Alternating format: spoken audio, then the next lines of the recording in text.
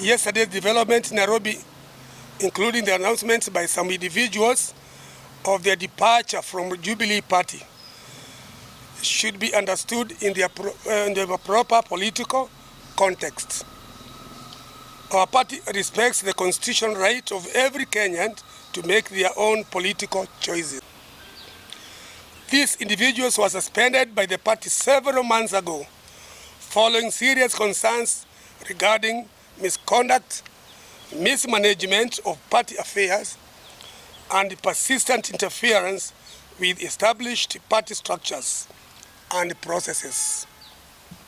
The party also receives complaints and concerns regarding attempts to solicit money from aspirants. Conduct is fundamentally inconsistent with the Jubilee principles, values, and standards of leadership. Our priority now is not to spend our time trading accusations or responding to every political announcement. Our responsibility is much bigger: to rebuild, recognize, and strengthen the party from the grassroots upwards. That work is already underway.